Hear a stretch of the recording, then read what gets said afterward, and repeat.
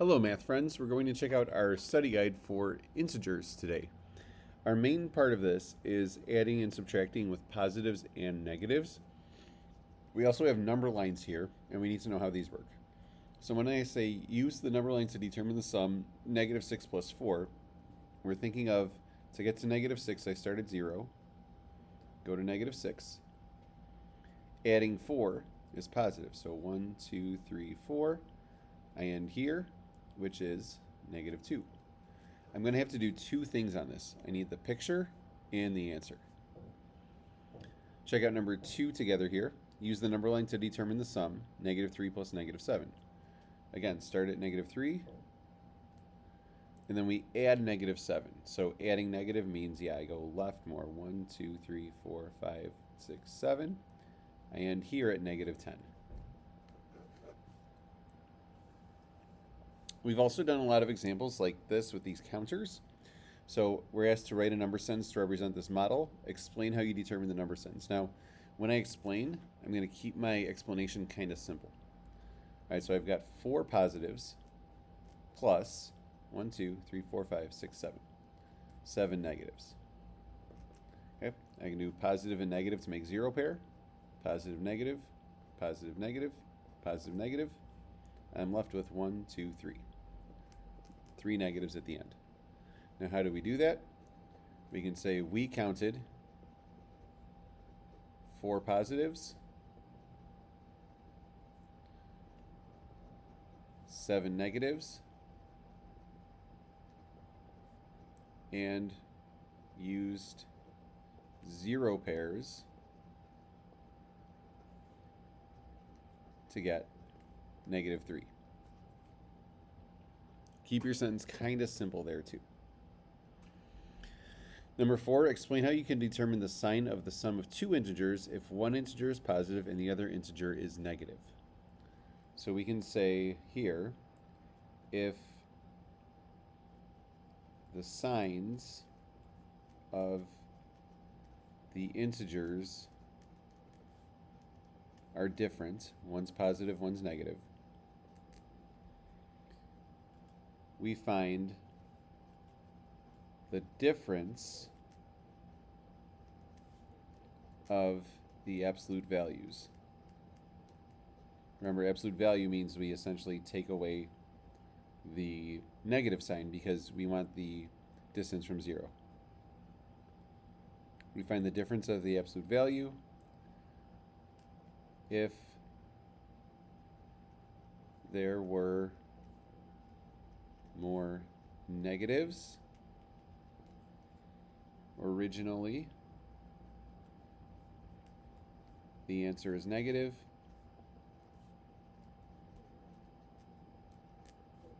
The same is true for positive.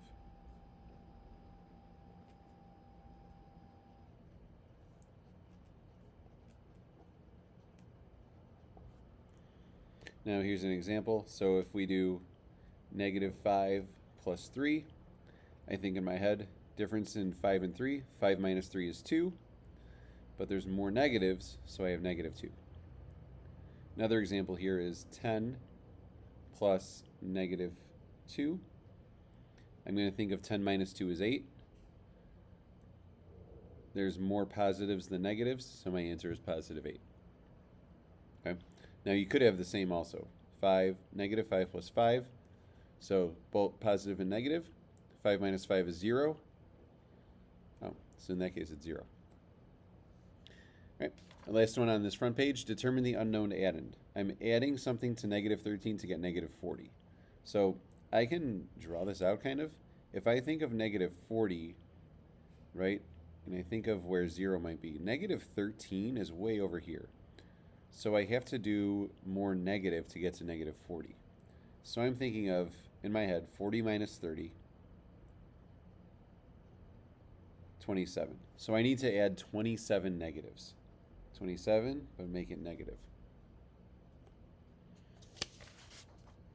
Right? Same idea for number 6. I start at 5 and I want to get to negative 9. So if I'm thinking of my number line,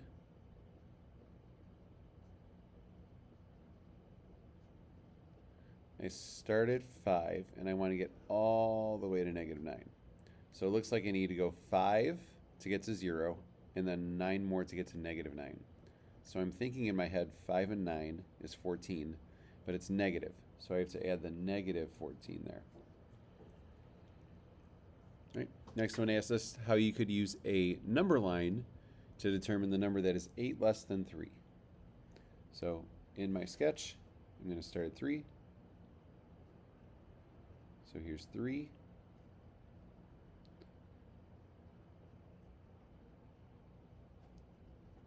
And I'm going to go 8 less. 8 less means to the left. So I'm going to go 1, 2, 3, 4, 5, 6, 7, 8. 8 spaces. So I end at -5. So we're going to say we begin at 3 and move 8 spaces left to get to -5. Number 8, this one looks kind of tricky. I have all these negatives. I got some being taken away. So that makes me think this is subtraction. So we start with 1, 2, 3, 4, 5, 6, 7, 8, 9, 10. We start with -10. Now we subtract or remove 3 negatives. And then what's left over? 1, 2, 3, 4, 5, 6, 7. 7 negatives are left. Explain how you determine that. Same way we do with the other one. We counted 10 negatives. There are 3 removed, with 7 remaining.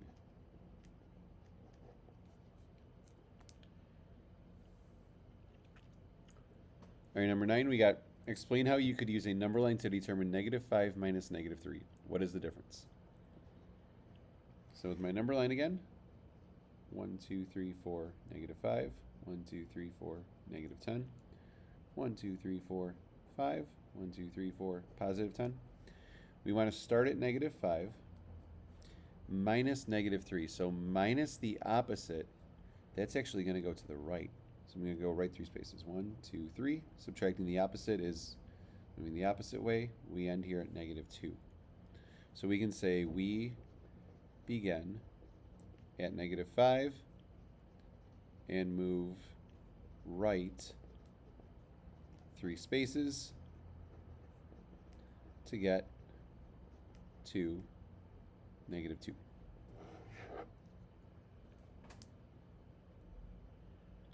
All right, this last part, number 10, there's 4 parts to it. We have to remember our rules about adding and subtracting negatives to be able to do these with decimals. So 5.8 and -8.45. I'm going to think of, well, they're different signs, so I'm going to think of subtracting them. Remember, I got to put a 0 in for place value. Follow all of my subtraction rules. Okay, and now originally I have more negatives than positives. So this answer is -2.65. For part B, I'm using my fractions. First, I need to make sure that we're adding, so I need to make sure that the denominators are the same. With this, I can scale up. 4 times 2 is 8. If I do that here, I have to do this to keep it equivalent. So now I have -6 over 4 plus 7/8. Sorry, -6 over 8. So my denominator is 8. -6 and +7, the difference is 1. There's more positives originally, so my answer there is 1/8. For part C, I got -13.62 minus -27.9. So minus negative, remember when I subtract a negative, I'm really going to add a positive. So now I'm adding a positive and a negative. So I can use my strategy again of subtract them. I got to line up the decimal though. This is a common error if we don't line that up. I got to borrow, do all my subtraction rules the right way, and I'll be okay. Now what is there more of originally? There's more positives So my answer for C is 14 and 28/100.